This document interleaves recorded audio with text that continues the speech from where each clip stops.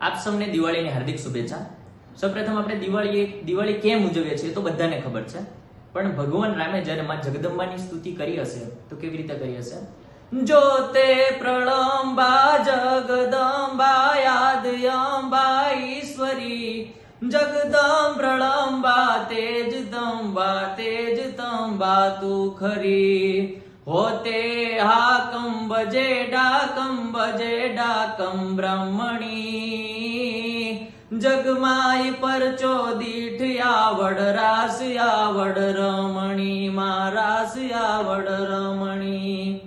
જો ભગવાન રામના જીવનમાંથી શું શીખવા જવું એ બાબતની હું ચર્ચા કરીશ। દિવાળી જે છે એ સત્યનું પ્રતીક છે, દિવાળી જે છે એ ધર્મનું પ્રતીક છે, પણ આપણે કદાચ જે ભગવાન રામના જીવનમાંથી જે મૂલ્યોનું આપણે જે ગ્રહણ કરવાનું છે એને ભૂલતા જઈએ છીએ, ભલે દિવાળી ઉજવીએ છીએ।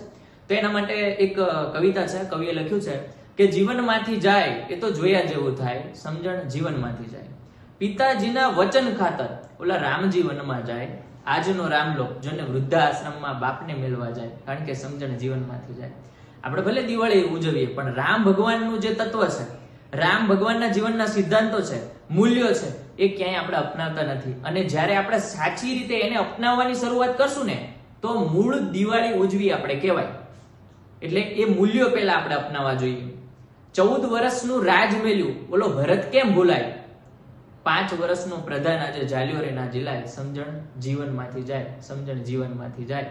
મંદિરિયામાં બેઠા બેઠા ઓલા પ્રભુજી મુજાય, ભાવ વિનાના ભક્તો આવીને દસ્યુ ફેંકતા જાય, કારણ કે સમજણ જીવનમાંથી જાય। ભાઈ કેવો હોવો જોઈએ? જે એના ભાઈ માટે 14 વર્ષનો રાજ મળ્યો ને એનો ત્યાગ કરી દે।